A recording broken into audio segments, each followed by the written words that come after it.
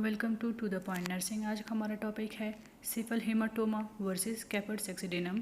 अगर आप इस चैनल पे नए हैं तो सबसे पहले लाइक, सब्सक्राइब और शेयर कीजिए हमारे चैनल को टू द पॉइंट नर्सिंग।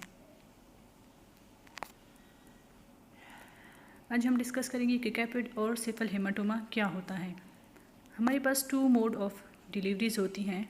एक नॉर्मल वेजाइनल डिलीवरी होती है जिसको एनवीडी भी कहते हैं, और सेकेंड सी सेक्शन होता है।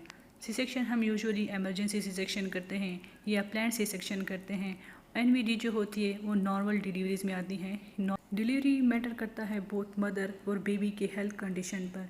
ज़रूरी नहीं है कि अगर बेबी की हेल्थ कंडीशन ठीक ना हो तो हम सी सेक्शन करते हैं। सम टाइम मदर की हेल्थ कंडीशन भी ठीक नहीं होती, उसकी वजह से भी सी सेक्शन होता है। लेकिन बेस्ट मोड ऑफ डिलीवरी जो है वो एनवीडी ही है, जिसकी वजह से बेबी को बहुत सारे बेनिफिट्स होते हैं आफ्टर डिलीवरी और ड्यूरिंग डिलीवरी। इसी वजह से हम कोशिश करते हैं कि सी सेक्शन को प्रिवेंट किया जाए, जितना हो सके ज़्यादा से ज़्यादा नॉर्मल विजाइनल डिलीवरीज हो। लेकिन समटाइम ऐसे हो जाता है कि एनवीडी में भी कॉम्प्लिकेशंस आ जाती हैं। जैसे कि पता है आपको कि नॉर्मल वेजाइनल डिलीवरी में 4 चीज़ें बहुत ज़्यादा मैटर करती हैं। वो हैं passage, power, psyche and passenger.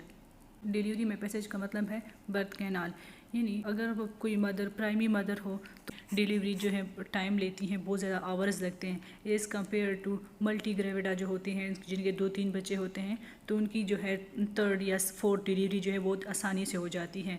अगर फर्स्ट टाइम मदर हो बहुत ज़्यादा चांसेस होती हैं कि उनमें ये कॉम्प्लिकेशन आ जाए। सेकेंड हमारे पास है पावर।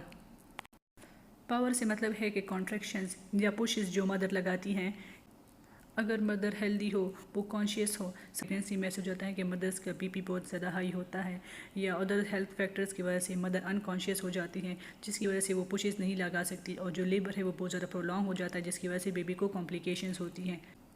थर्ड हमारे पास है साइकी। साइकी बहुत मैटर करता है। अगर वो फर्स्ट टाइम मदर हो तो उनका फर्स्ट एक्सपीरियंस होता है, उनके बारे में पता नहीं होता तो उनके लिए ज़्यादा मुश्किल होता है ऐसे पेनफुल कंडीशन को टॉलरेट करना एज़ कम्पेयर टू अगर मल्टी ग्रेविडा हो या जिनका 2nd और 3rd टाइम हो, तो उनको एक दफ़ा पहले इस हालात से गुजर चुके होते हैं तो उनको ज़्यादा एक्सपीरियंस का पता होता है, तो वो कंट्रोल करते हैं अपने इमोशंस को और वो कोशिश करते हैं कि जल्दी से जल्दी डिलीवर हो जाए, और वो असिस्ट करती हैं, खुद हेल्प कराती हैं डिलीवरीज़ में as compare to primary mother जो फर्स्ट टाइम डिलीवर होती हैं। फोर्थ हमारे पास आता है पैसेंजर, यानी कि बेबी की हेल्थ कंडीशन क्या है, बेबी की प्रेजेंटेशन क्या है, बेबी की लाए क्या है, ये बहुत ज़्यादा मैटर करता है। For example sometimes breach deliveries होती हैं या ऑब्स्ट्रक्टेड लेबर होता है या प्रोलॉन्ग लेबर होता है, जिसकी वजह से ये कॉम्प्लिकेशंस बहुत ज़्यादा आती हैं।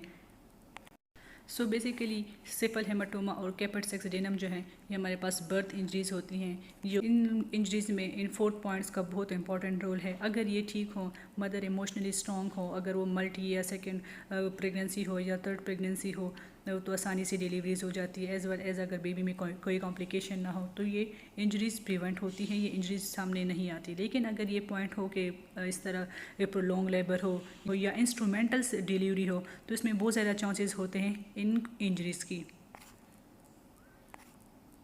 ये एक स्कल का डायग्राम है जिसमें कैपर्ड सेक्सिडेनम और सिफल हेमाटोमा क्लियरली एक्सप्लेन हुए हैं। जब हमारे पास सबक्यूटेनियस जगह में जब हमारे पास सबक्यूटेनियस कलेक्शन हो सीरस एंजियस फ्लूइड की, तो इसको हम कैपर्ड सेक्सिडेनम कंसिडर करेंगे। लेकिन जब हमारे पास पेरियोस्टम में एंड स्कल के बीच में कलेक्शन हो, वो भी हेमरेज की यानी ब्लड की कलेक्शन हो, तो इसको हम सिफल हेमाटोमा कंसिडर करेंगे। डायग्राम में क्लियरली दिया गया है, जो ग्रे लाइन है ये हमारे पास पेरियोस्टम को शो कर। पेरियोस्टम हमारे पास एक बोन की थिन सी स्किन लेयर होती है इसके बीच में, और जब बोन के बीच में ब्लड एक्यूमुलेट होगा ड्यू टू इंजरी, इसको सिफल हेमाटोमा कहते हैं। अब हम डिटेल से इधर देखेंगे कि कैपर्ड सेक्सिडेनम में और सिफल हेमाटोमा में क्या डिफरेंस है। कैपर्ड सेक्सिडेनम पुअरली डिफाइंड होता है, यानी ये सूचर लाइन को एक क्रॉस करता है, जिसकी वजह से हमें पता नहीं चलता कि ये कहाँ से शुरू होता है कहाँ से ख़त्म होता है। ये डिफरेंट सूचर लाइंस को क्रॉस करता है। ये हमारे पास एक क्लियर बाउंड्रीज नहीं देती, ये डिफ्यूज सा होता है जो कि डिफरेंट सूचर लाइन को क्रॉस करता है। नंबर 2 हमारे पास ये सबक्यूटेनियस कलेक्शन होता है, यानी ये स्किन के या स्कैल्प जिसे हम कहते हैं उसके नीचे कलेक्शन होती है। सीरस एंजियस फ्लूइड होता है, यानी मोस्टली इसमें जो एक्यूमुलेशन होती है वो सीरम की होती है, जो ब्लड सीरम होता है, लेकिन थोड़ा सा कंपोनेंट इसमें ब्लड का शामिल होता है, इसको सीरस एंजियस फ्लूइड कहते हैं। Number 4 spreads over sutures line, ये सूचर्स को क्रॉस करता है। इसमें हमारे पास क्लियर डिमार्केटेड एरियाज नहीं होते कि यहाँ से शुरू हुआ है यहाँ पर ख़त्म हुआ है, ये सूचर्स लाइन को क्रॉस करता है। मेन डिफरेंस है कैपेट में और सिपल हेमाटोमा में। Number 5, common in prolong labours, ये ज़्यादातर कॉमन होता है प्रोलॉन्ग लेबर में, या जो ऑब्स्ट्रक्टेड लेबर होते हैं उनमें कॉमन होता है। नंबर 6, प्रेजेंट एट बर्थ, जैसे ही बेबी डिलीवर होता है ये कैपेट हमें नज़र आता है। सून आफ्टर डिलीवरी हमें कैपेट सेक्सिडेनम क्लियर नज़र आता है कि बेबी का हेड थोड़ा सा स्वेलन है, हमें पता चलता है। Number 7, does not cause significant problems, ये बहुत सिग्निफिकेंट प्रॉब्लम्स क्रिएट नहीं कर, बहुत मेजर इश्यूज ये क्रिएट नहीं करता, यानी बॉडी में डिफरेंट डिजीज़ वगैरह नहीं इनिशिएट करता। हाउएवर इसमें ये होता है कि बेबी का हेड जो है थोड़ा सा पेनफुल होता है जब हम उसको डील करते हैं, हैंडल करते हैं, बेबी को उठाने की कोशिश करते हैं तो बेबी एक्सेसिव क्राई करता है, जिसकी वजह से हम उसको PCM यानी थोड़ी अमाउंट में पेनाडोल SOS हसबी ज़रूरत हम उसको दे सकते हैं। उसके साथ ये कुछ दिनों में 5 से 7 दिनों में ये बिल्कुल ठीक हो जाता है।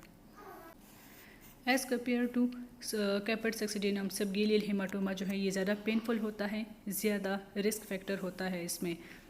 सबगेलियल हेमाटोमा भी हमारे पास बर्थ इंजरी होती है, लेकिन ये थोड़ी सी ज़्यादा सीवियरिटी में होती है, तो ये पेनफुल ज़्यादा होती है, इसमें रिस्क ज़्यादा होता है, बेबी क्राई बहुत ज़्यादा करता है।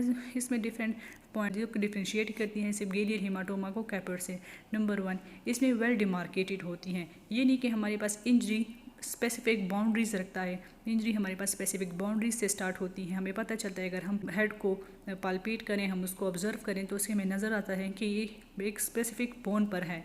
Number 2, between periosteum and skull, subgaleal haematoma में हमारे पास थोड़ी सी कैपिलरीज की और वेसल्स की डैमेज होती है, जिसकी वजह से ब्लड लीक होता है पेरियोस्टियम एंड स्कल में, जहाँ पर एक्यूमुलेशन होती है। इस तरह हमारे बॉडी पर स्किन है, इस तरह बोन की भी एक स्किन है जिसको पेरियोस्टियम कहते हैं। जब पेरियोस्टियम और स्केल के बीच में ब्लड एक्यूमुलेशन होगी ड्यू टू कैपिलरीज और वेसल डैमेज को, इसको सबगेलियल हेमाटोमा कहेंगे। साथ हम ये देखेंगे कि इसने सूचर लाइन क्रॉस किया है कि नहीं किया। अगर सूचर लाइन क्रॉस नहीं किया तो हम इसको सबगेलियल हेमाटोमा कंसिडर करेंगे। Number 4, does not cross suture line, यानी कि सूचर लाइन को क्रॉस नहीं करता। Number 5, common in instrumental deliveries, instrumental deliveries वो होती हैं जिसमें किसी टूल की असिस्टेंट ली जाए, उस किसी चीज़ की हेल्प ली जाए। फॉर एग्जांपल हमारे पास फॉरसेप डिलीवरी हो गई, फॉरसेप जो है प्लेस करने में, इसको होल्ड करने में बेबी की हेड को समटाइम बहुत इंजरी हो जाती है, या हमारे साथ ही साथ इसमें फॉर एग्जांपल वैक्यूम डिलीवरीज जो हो गई हैं, इसमें बहुत ज़्यादा सबगेलियल हेमाटोमा के चांसेस होती हैं। तो इस टाइप की जो डिलीवरीज होती है इनको इंस्ट्रूमेंटल डिलीवरीज कहता है, क्योंकि इसमें इंस्ट्रूमेंट्स यूज़ की जाती है, जैसे कि वैक्यूम यूज़ किया जाता है या फॉरसेप यूज़ किया जाता है। इसमें बहुत ज़्यादा चांसेस होते हैं कि बेबी के हेड को इंजरी हो जाए और कैपिलरीज की डैमेज हो जाए। Number 6, appears on second and third day of life, DOL का मतलब है डे ऑफ लाइफ होती है। एट बर्थ बेबी का हेड जो है वो नॉर्मल नज़र आता है, लेकिन जब वो हमारे पास एडमिट होता है किसी रीज़न की वजह से, तो 1 दिन गुजरने के बाद या 2 दिन गुजरने के बाद इस तरह बेबी के हेड में थोड़ी सी स्वेलिंग स्टार्ट हो जाती है, जिसको हम ऑब्जर्व करते हैं और हम इसको अंडर ऑब्जर्वेशन रखते हैं। कुछ दिनों बाद वो इंक्रीज़ होती रहती है, ये हमें कंफर्म करता है सबगेलियल हेमाटोमा। यानी सबगेलियल हेमाटोमा जो है एट बर्थ प्रेजेंट नहीं होता, लेकिन आफ्टर फ्यू डेज़ ये इंक्रीज़ होता जाता है, क्योंकि इसमें वेसल्स या कैपिलरीज की डैमेज होती है, तो आराम से इसमें लीक होता रहता है, वो कहता है जो कि जमा होता रहता है, पेनफुल हो जाता है, स्वेलिंग नज़र हमें आ जाती है सेकेंड या थर्ड डे पर, तो ये सबगेलियल हेमाटोमा आता है। पॉइंट नंबर 7 है रिस्क ऑफ जॉइंटिस, यानी इससे जॉइंटिस का बहुत ज़्यादा खतरा होता है। तो ये खतरा क्यों होता है? कैपेट में हमारे पास जो सीरस एंजियस फ्लूइड होते हैं, यानी मोस्टली हमारे पास उसमें सीरम होता है जो कि 5 डेज़ में या 7 डेज़ में डिज़ोल्व हो जाता है। एज़ कम्पेयर टू सबगेलियल हेमाटोमा में हमारे पास ब्लड की लीकेज होती है, यानी कैपिलरीज या वेसल डैमेज हो जाती है, जिसकी वजह से क्या ब्लड ऊजिंग होती है और स्वेलिंग होती है। अब इस ब्लड ने भी तो डिज़ोल्व होना होता है, ये भी तो कहीं जाएगा। जब बॉडी इसकी ब्रेक डाउन करेगी तो इस बिलिरुबिन बनता है, बिलिरुबिन हमारे पास ब्लड में इंक्रीज़ होगा, तो ये जॉइंटिस काज करता है, यानी ये येलोइश, इससे येलोइश डिस्कलरेशन ऑफ स्केलरा और स्किन काज होती है, जो कि हमें ऑब्वियस करता है और यह कंफर्म कर देता है कि सबगेलियल हेमाटोमा, ज़रूरी नहीं है कि हर सबगेलियल हेमाटोमा में हमारे पास जॉइंटिस नज़र आता है, लेकिन रिस्क होता है कि उन बेबीज़ में जॉइंटिस ज़्यादा सीवियरिटी के साथ नज़र आए, जिनको सबगेलियल हेमाटोमा होता है। अगर आप इस चैनल पर नए हैं तो हमारे चैनल को सब्सक्राइब ज़रूर कीजिए। ये एक शॉर्ट से कंपैरिजन है कैपेट सेक्सिडेनम एंड सबगेलियल हेमाटोमा की, जो कि एक दफ़ा हम फिर क्विकली रिवाइज करते हैं। कैपेट पुअरली डिफाइंड होता है, जबकि सबगेलियल वेल डिमार्केटेड होता है, जबकि सबगेलियल में पेरियोस्टियम एंड स्कल के बीच में कलेक्शन होती है। कैपिट में हमारे पास सेरस एंजियस फ्लूइड की कलेक्शन होती है, जबकि सबगेलियल हेमाटोमा में हमारे पास वेसल्स की ब्रेकडाउन की वजह से हेमरेज की कलेक्शन होती है, यानी ब्लड की कलेक्शन होती है। कैपिट में हमारे पास सूचर लाइन क्रॉस होते हैं, जबकि सबगेलियल में एक स्पेसिफिक बोन पर कलेक्शन होती है, so it mean suture line cross नहीं होते। नंबर 5, कैपिट हमारे पास मोस्टली प्रोलॉन्ग लेबर की वजह से या ऑब्स्ट्रक्टेड लेबर जो है उसकी वजह से होती हैं। सबगेलियल हमारे पास इंस्ट्रूमेंटल डिलीवरीज की वजह से होती है, यानी फोर्सिप डिलीवरी या वैक्यूम डिलीवरी की वजह से। कैपिट सेक्सिडिनम यूजुअली बहुत सिग्निफिकेंट प्रॉब्लम्स काज नहीं करता, यूजुअली 5 to 7 डेज़ में ये डिज़ोल्व होकर ख़त्म हो जाता है, बेबी की हेल्थ को कोई नुकसान नहीं पहुंचता। जबकि सबगेलियल हेमाटोमा में ब्लड एक्यूमुलेशन होती है, जिसकी वजह से रिस्क ऑफ जॉन्डिस ज़्यादा होता है, और ये अपीयर हमारे पास 2nd and 3rd day of life में होता है। स्लोली एंड ग्रेजुअली ये इंक्रीज होता जाता है सबगेलियल हेमाटोमा, जबकि कैपिट हमारे पास एट बर्थ जैसे ही बेबी डिलीवर हो जाता है प्रेजेंट होता है।